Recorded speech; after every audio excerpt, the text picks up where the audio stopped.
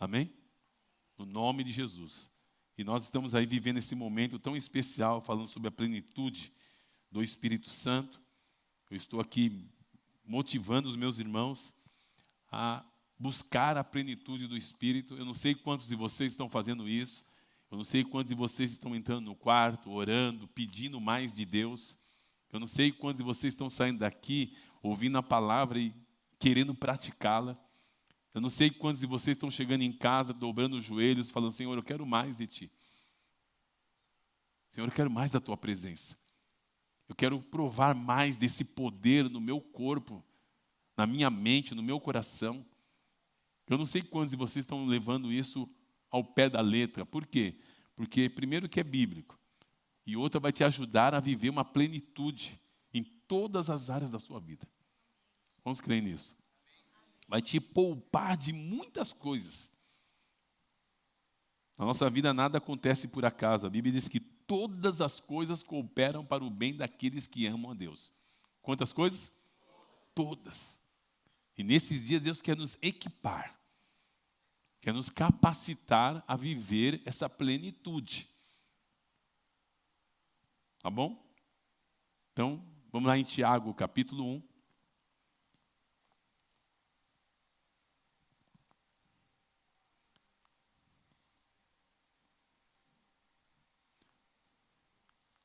Verso 1 diz assim, Tiago, servo de Deus e do Senhor Jesus Cristo, às 12 tribos dispersas entre as nações, saudações. Aqui diz assim, provas e tentações. Meus irmãos, considerem motivo de grande alegria. Grande? O evangelho é loucura, tá? Só para vocês saberem. O evangelho é loucura. Às vezes nós não desfrutamos de algumas coisas porque a gente não conhece a palavra de Deus. Então assim, considere motivo de grande alegria o fato de passarem por diversas provações. Por isso que quando a gente encontra um novo convertido, feliz da vida, aí você vai ver, está passando por tribulações, por embates, nossa, a coisa está pegando na cabeça dele, ele está lá, e está feliz, está adorando, chega aqui no culto celebrando, é porque ele está vivendo essa verdade aqui, por passarem por quantas? Diversas provações, assim vocês saberão que a prova da sua fé produz o quê? Perseverança. Às vezes está passando por algumas situações que Deus quer que você persevere. Por quê? Porque é na perseverança que Ele vai tratar com você. É na perseverança. Se tem uma área da minha vida que eu não... É porque Deus está querendo que você cresça nessa área. Eu me lembro que eu passei por muitas dores na coluna, quadril, fiquei internado uma vez com tanta dor, minha pressão chegou, acho que passou de 20 porque o medidor não dava erro. Olha que coisa. Até eu entender, aquelas dores não eram minhas, que Deus estava permitindo eu viver aquilo, para eu saber o que é ter uma dor. Para eu ter compaixão de quem tem dor.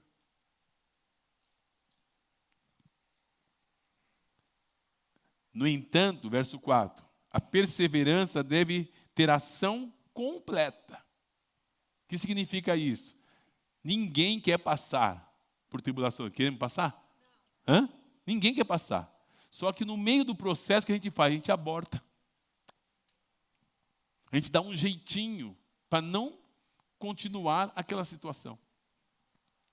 Quantas pessoas você já conheceu que desistiram de Jesus no meio do processo? Não é verdade ou não é? Mas para ter resultado,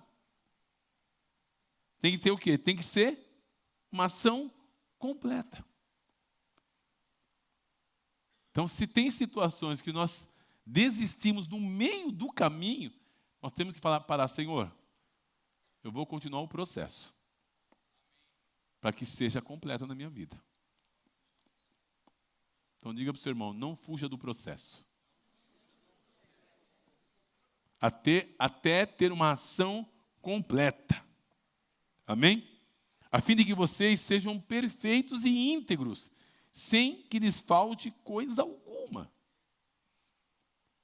Porque quando você passa por um processo, e você encontra alguém que está vivendo o mesmo processo, você fala assim, ó, eu já passei por isso. Resolveu a parada. A conversa muda. Ou se você está passando por isso, fala assim, ó, vamos juntos. Eu estou vivendo isso e nós vamos vencer juntos. Muda ou não muda o discurso? Caminhando aqui. Que seja assim de que vocês sejam perfeitos e íntegros, sem falta de coisa alguma. Se algum de vocês tem falta de sabedoria, eu queria tanto fazer, mas eu não consigo, não tenho esse entendimento, não tenho sabedoria. E não sei como fazer. A resposta está aqui para você. Peça a quem? Não é para o pastor Marcos? Não é para o Ed? Não é para a Vivian? Não é para o Ismael? Peça para quem? Nós temos um caminho aí, irmãos. Peça a Deus, o que ele faz? A todos. Ele dá a todos. A todos quem? A todos que pedirem. A gente não pede para Deus. A gente não pede, vamos considerar aqui, a gente não pede para Deus, a gente pede para todo mundo, menos para Deus. A gente quer que todo mundo resolva o nosso problema, mas a gente não fala com Deus. Pastor, quer dizer que não tem que pedir? Pode pedir conselho, mas você pediu primeiro para Deus? Ele está dizendo aqui que ele dá ou não dá? Deus mente? Ele mente? Não, se você não está tendo resposta, é porque não pediu para ele. Aqui tem uma cachola. Sabe da cachola? Viu falar em cachola? Ela não sabe o que é cachola, não sabe o que é cachola, né? É esse negócio que tem aqui dentro, chama cachola para os antigos. Ela não sabe, ela é nova ainda, ela não sabe. Mas os antigos sabem que isso aqui é uma cachola. Sabe, doutora? Que isso aqui é uma cachola? Então, nessa cachola aqui é para pensar. Está aqui, ó. Peça para quem? Para Deus. Cutuca o seu irmão aí e diga assim, ó, peça para Deus. No nome de Jesus. Amém? O que ele faz? Dá a todos. De que maneira? Generosamente. Sem reprovar ninguém. Sem jogar na cara. Sem jogar onde? Na cara.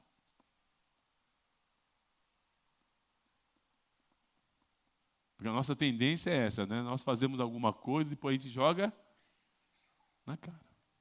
Nós somos humanos, a tendência é essa. Mas Deus não.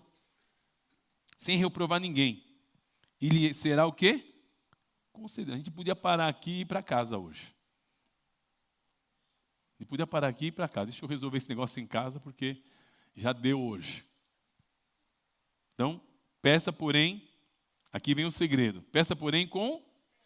Aqui está o segredo. Peça com... O que significa pedir com fé? É se render.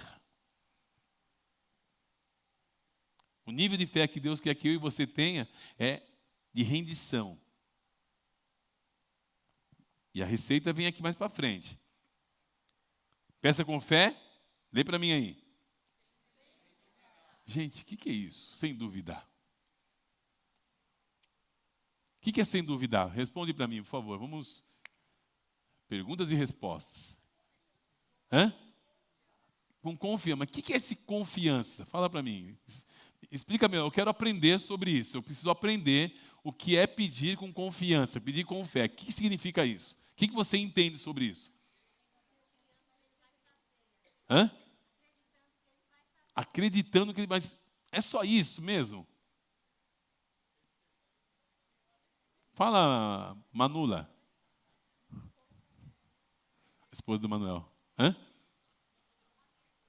Com a certeza. Mas se não acontecer quando eu peço com certeza? O que eu tenho que fazer? Hã? Mas eu estou perseverando, mas o que eu tenho que fazer? É fácil perseverar? Hã? Hã?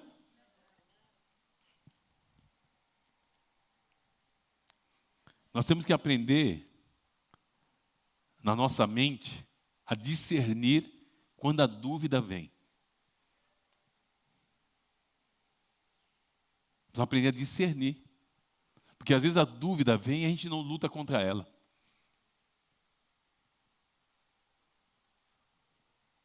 Faz sentido ou não? Você já orou.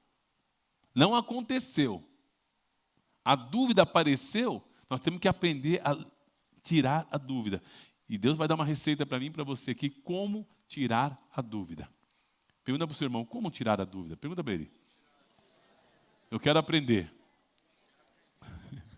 Não, eu quero aprender. Como tirar a dúvida? Fala para mim. Fala, Quinha, como tirar a dúvida, Quinha? Você que é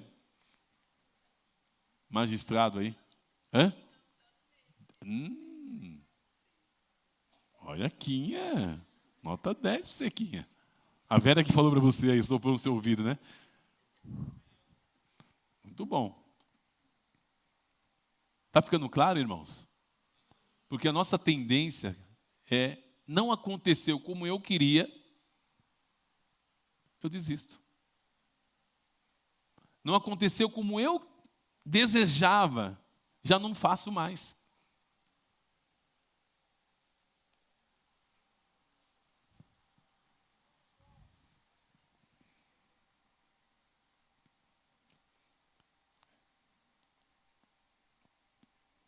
Peça, porém, com fé, sem duvidar, pois aquele que duvida é semelhante à onda do mar. Ou seja, vai para um lado, vai para o outro, vai para um lado. Nós precisamos aprender como agir em cima dessas situações. Então, levada e agitada pelo vento. Portanto, não pense que tal pessoa receberá coisa alguma do Senhor, uma vez que tem mente dividida e é instável em tudo que faz. O irmão, na condição humilde, deve orgulhar-se por causa da sua elevada posição. Já o rico deve orgulhar-se por causa da sua condição humilde, porque ele passará como a flor do campo. Pois como o sol se levanta e traz o calor e seca a planta, cai, então a sua flor e a sua beleza é destruída, da mesma forma o rico murchará com os seus afazeres. Mas voltando a esse ponto aqui que eu quero destacar para você sobre a fé, nós precisamos aprender sobre o poder da palavra de Deus. Uma das ênfases que tem estado no meu coração, eu tenho falado muito sobre isso, que quando eu olho para a palavra, e eu sou confrontado com essas verdades, eu creio mesmo, que a palavra quer produzir um efeito em nós, e nos tirar da nossa zona de conforto. Deus quer que nós sejamos pessoas cheias de fé, mas também com ação prática. Eu tenho dito aqui para vocês isso, e vou repetir. Eu não oro por orar. Eu não libero uma palavra por liberar. Toda vez que eu vou orar à luz da palavra, eu creio no efeito da palavra. Amém? Porque a Bíblia garante, assim será. A palavra que sair da minha boca, ela não voltará para mim vazia. Antes fará o que me apraz com o propósito no qual ela foi enviada. Então, a palavra que sai da sua boca, você precisa crer que está tendo uma ação. Vou dar um exemplo. Quando alguém libera uma palavra negativa para te ferir, não fere? Fere ou não fere? O contrário tem que ser a mesma coisa. Quando você libera uma palavra para construir algo bom, algo real, tem que ter um efeito. Por que a gente crê que o negativo tem efeito e o positivo não? Por que a gente guarda mais as coisas negativas do que as coisas positivas? Por que você acredita mais no que as pessoas falam negativo a seu respeito do que o positivo? Se eu falasse aqui para você, olha, você não presta, você é isso, você é aquilo. Puxa, o pastor falou que eu não presto, que não sei o quê. Não volta mais na igreja. Agora estou falando para você que você é mais do que vencedor em Cristo Jesus. Pode ser. Talvez. Nós temos que começar a olhar para as Escrituras e acreditar no que ela está dizendo para nós. Então, Tiago no verso 17, esse 1,17, mais para frente, diz aqui que toda boa dádiva e todo dom perfeito vem do alto e desce do Pai das luzes, que não muda como sombras inconstantes. E hoje, pensando nisso aqui, veio no meu coração muito claro que Deus não errou a seu respeito. Vou repetir. Você não é um erro. Quando Deus escolheu você, você não se tornou um erro. Ele sabia o que ele estava fazendo. Você consegue entender isso? Então, toda dádiva, todo dom perfeito vem do alto e desce do Pai das luzes, que não muda como sombras inconstantes. Por sua decisão, olha só, foi uma decisão de Deus. Ele nos gerou pela palavra da verdade. Se você está aqui hoje, é porque Deus gerou você. Porque a Bíblia diz, se alguém está em Cristo, nova criação é. Nova criatura é. As coisas velhas se passaram e tudo se fez novo. Por isso a importância de você entender que a palavra de Deus ela é viva, ela é eficaz, é ela que produz essa vida em nós. Ele nos gerou de novo. Sabe por que ele gerou de novo para não parar no meio do processo? É por isso a proposta de Deus para nós nesses dias é: eu quero mais de Deus. Eu quero mais de Deus. Não se conforme. Deus gerou você para algo sobrenatural aqui nessa terra. Quantos creem nisso? Amém? Não é só para ter essa carinha bonita que você tem, não. É muito mais do que isso. Então, por sua decisão, Deus escolheu você. Ele decidiu liberar sobre a sua vida uma graça especial, que não liberou para outros, mas resolveu liberar para você. A pergunta é: o que eu vou fazer com isso? Tem que desembocar em outras pessoas. Você consegue entender que há uma graça de Deus sobre a sua vida? Quantos conseguem? Agora, como é que você libera isso na vida de outras pessoas? Precisa ter uma ação completa. Amém? Então, ele nos gerou pela palavra da verdade, a fim de sermos como os primeiros frutos de tudo que ele criou. Você é a primícia de Deus. Vou repetir, você é a primícia de Deus. É assim que Deus se vê. Como está lá em 1 Pedro 2,9. Eu amo esse texto, não tem como. A palavra de Deus ela é viva. Você é a primícia, olha o que ele diz aqui, ó. Vocês, porém, são geração eleita. Você foi eleito, foi escolhido. Olha que forte isso. Se uma pessoa descobre isso, acaba a depressão. Se uma pessoa descobre isso, acaba a ansiedade.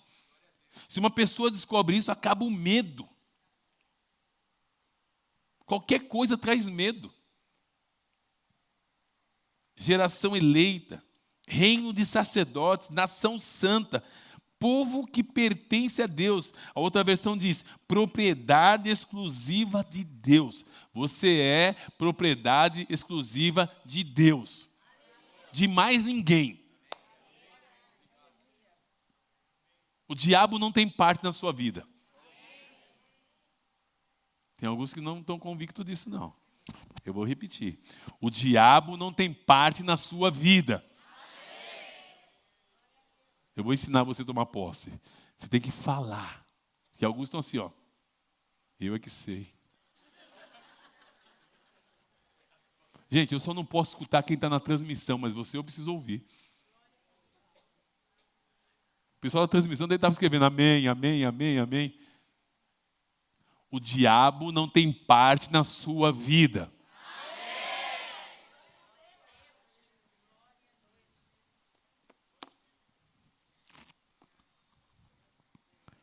Ele é maravilhoso. Não posso perder o foco. Amém? Ah, Jesus, segura-me. Verso 10. Antes vocês não eram um povo, mas agora são um povo de Deus. Não haviam recebido misericórdia, mas agora receberam. Então não tem desculpa para você viver fora do padrão que Deus te chamou para viver. Está muito claro isso para o meu coração, nesses dias, e eu não quero outra coisa a não ser ficar firmado nessas verdades. Hebreus capítulo 4, verso 12. Hebreus 4, 12. O que diz aí? Lê para mim, por favor. Pois a palavra de Deus, ela é o quê? Para aí. Ela é o quê? Você consegue imaginar o que significa a palavra de Deus viva? Ou seja, quando a palavra vem ao nosso coração, quando a palavra vem numa situação, numa circunstância, ela precisa produzir algo dentro da gente. Porque ela é viva. Domingo eu tive o privilégio de orar com um homem aqui, na minha sala, no final do culto, testemunhando dos milagres que Deus tem feito entre nós. Estava com problema na sua saúde. E quando nós liberamos a palavra, ele começou a sentir ânsia, a barriga dele mexia, sentindo ânsia, chegou a cuspir sangue, por causa do poder da palavra. Nós precisamos crer no poder da palavra. Nós precisamos crer que quando você está orando por uma situação, enquanto a palavra não produziu efeito, você não desiste de orar. É a nossa regra aqui de quarta-feira à tarde. Quando um ora, melhorou? Ah, não melhorou. Ninguém sai daqui com dor, até continuarmos orando. Sai pessoas com dor? Sai, mas não por falta de oração, e nem por falta de fé. Porque a palavra de Deus produz o efeito. Tem um homem que está vindo conosco aqui de uma outra igreja, a perna dele estava desse tamanho assim, umas feridas vazando no gases. Ele veio quarta-feira após quarta-feira, quarta-feira após quarta-feira. Na última quarta-feira que ele veio agora, ele mostrou uma foto que o pé está começando a cobrir e aquela ferida está fechando. A palavra está produzindo efeito. A palavra de Deus não volta vazia. Amém? Está claro isso, irmãos? Eu insisto nisso, porque se a gente não entender o poder da palavra, que essa palavra ela é viva, vamos lá? Viva, eficaz. Eficaz, ou seja, ela produz um efeito. O regenerado, aquele que nasce de novo, ele nasce por causa do poder da palavra. Se alguém estiver na igreja, por causa do A, do B, do C, já desvia. Eu estou firmado no poder da palavra. Não foi homem nenhum que me convenceu. Deus usou homens para pregar a palavra. Mas quem me convenceu foi o Espírito Santo. Você tem que ter essa convicção. Amanhã Deus manda o pastor Marcos uma missão lá em Fortaleza. Que o pessoal de Fortaleza precisa ser evangelizado, concorda ou não? Deus me manda para Fortaleza, não vou ficar mais na igreja porque o pastor Marcos não está. Aí Deus manda o Ismael lá para Patagônia.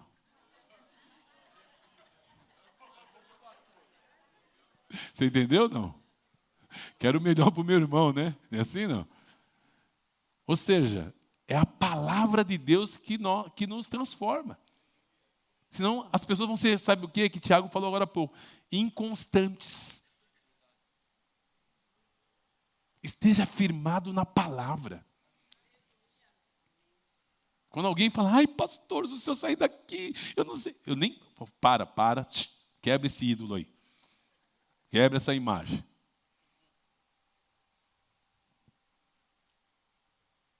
Quebra essa imagem. O pastor Marcos é humano como você. Amém? A palavra de Deus ela é viva, eficaz e mais afiada que qualquer espada de 2 gumes. Ela corta. Por isso que ouvir muitas vezes a verdade não é muito gostoso, é? Por quê? Porque ela corta. O diabo sempre vai fazer de tudo para você não se fixar na palavra. É por isso que nunca se viu uma geração de cristãos tão grande que não conhece a Bíblia.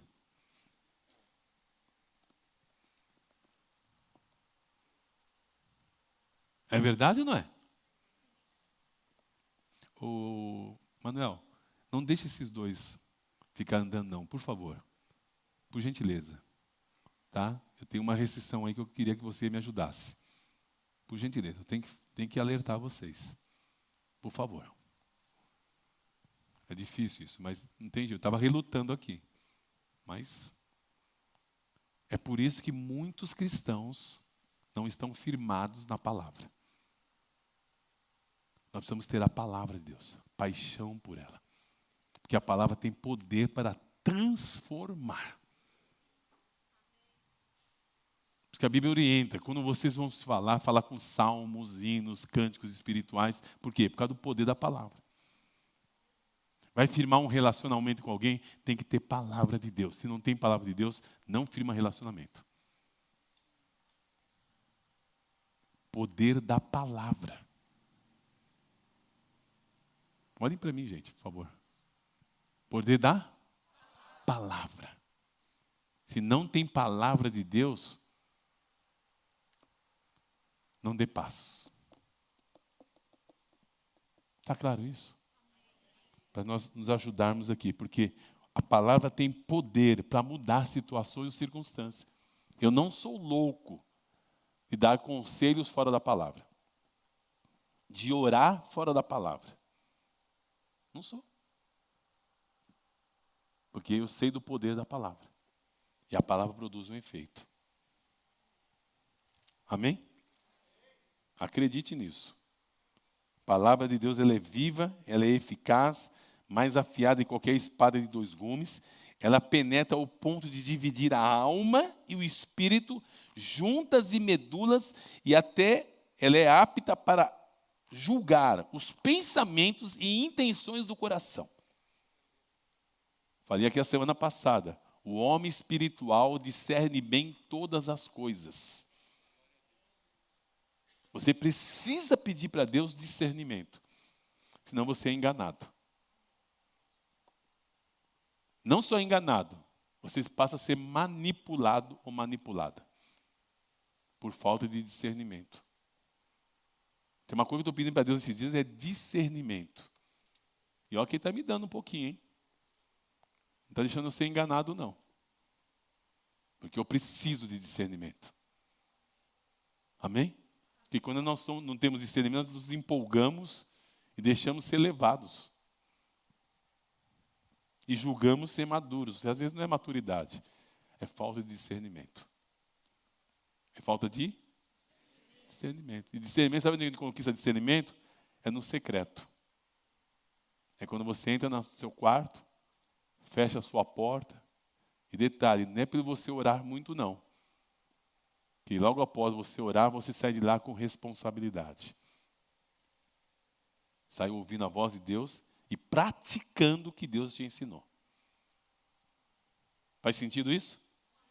Não tem como você entrar no secreto com Deus e não sair com responsabilidade. ele não mudar você por dentro. Senão não faz sentido. A Bíblia diz lá, entra no teu quarto, Mateus 6,6. Entra no seu quarto, fecha a sua porta, e o seu pai que te vê em secreto, ele te recompensará. Tem uma recompensa em entrar no secreto. Busque essa recompensa. Busque ser batizado com o Espírito Santo. Busque falar em novas línguas. Porque até aprendi essa semana isso, né? Que quem fala em línguas edifica-se a si mesmo. O que é edificar? É criar um edifício. Ou seja, é ficar num patamar mais alto. Não para ser melhor que os outros, mas para você servir melhor. Amém? Você quer ser grande no reino? Sirva mais. Porque Jesus falou que aquele que quer ser maior, seja o servo de todos. Tem gente que quer ser grande, mas não quer servir. Aí, só fazendo uma cirurgia no joelho e aumentando o joelho. Você vai ficar maior. Loucura que vem na minha cabeça, né? Mas é verdade. O pessoal do louvor pode se posicionar aqui, por gentileza. A palavra de Deus, ela é viva e eficaz. E mais penetrante que espada de 2 gumes. Amém? No nome de Jesus. E, para encerrarmos aqui, 2 Coríntios.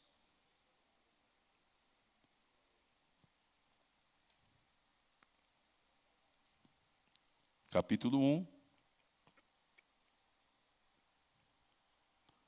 Verso 3. Até o verso 5.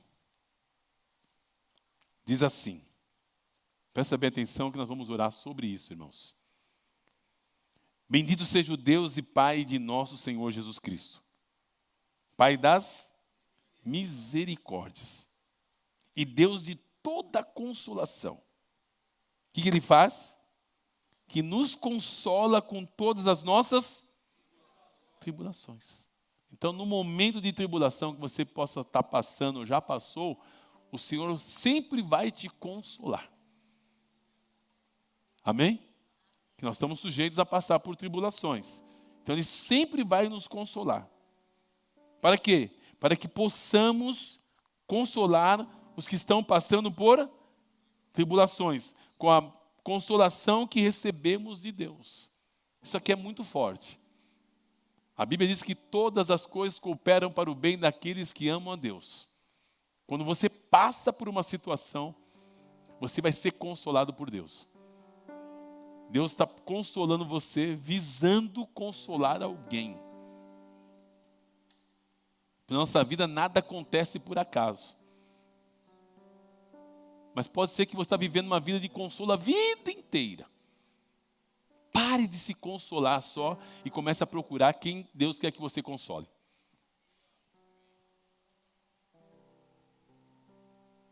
Saia desse problema. E peça a Deus para dizer, Senhor, quem o Senhor quer? Chega de ser consolado. Eu quero consolar também. Uma dica que eu dou, né? Isso aqui é uma dica valiosa. Porque às vezes o diabo coloca na sua mente que você tem um problema e você não pode orar pelas pessoas que têm o mesmo problema. Isso é uma mentira do diabo. Pode ser que a sua cura venha a partir do momento que você está orando por alguém.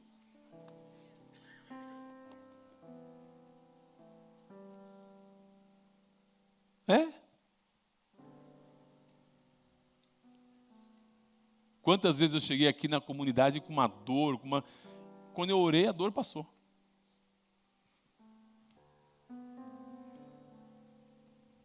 Quantas vezes situações financeiras apertadas, com dificuldades, e Deus mandando investir em outras pessoas.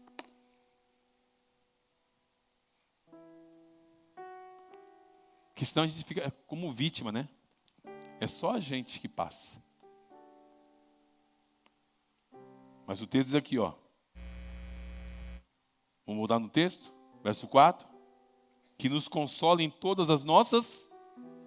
Ou seja, se você não permitir Deus te consolar, como é que você vai consolar outros? para que possamos consolar os que estão passando por tribulações com a consolação que recebemos de Deus. Isso sempre ficou muito claro, desde o início da minha conversão, eu recebi essa palavra, e para mim é muito claro. Toda vez que eu passava por uma situação, eu sabia que Deus ia colocar alguém naquela mesma situação para que eu pudesse abençoar e consolar. Amém? A mesma consolação que recebemos de Deus. Verso 5. Pois assim como os sofrimentos de Cristo transbordam sobre nós, também por meio de Cristo transborda a nossa consolação. Deus quer que você transborde em consolar a outros, abençoar a outros. O desejo do meu coração é que essa igreja aqui seja uma igreja acolhedora. A gente saia da nossa redoma e saia abençoando pessoas, cada vez mais. Já tem acontecido num nível, mas nós já podemos aumentar a intensidade. Podemos ou não podemos? Podemos. A hora que você se levantar e decidir ter ações completas, as coisas vão tomar um rumo diferente. Verso 6. Se somos atribulados, é para a consolação e salvação de vocês. Se somos consolados, é para que vocês tenham um consolo que os ajude a suportar com paciência os mesmos sofrimentos que estamos padecendo. Acredite, tem pessoas sofrendo muito mais do que você no mundo inteiro. A gente não consegue ter essa dimensão, né? De quantos irmãos em Cristo estão passando por lutas, dificuldades, tribulações, no mundo todo. E não é só na África, é no mundo. Tem gente que já está morrendo há muito tempo por causa do Evangelho. Há muito tempo. E nós estamos ainda de boa. Você pode ficar em pé comigo, por gentileza?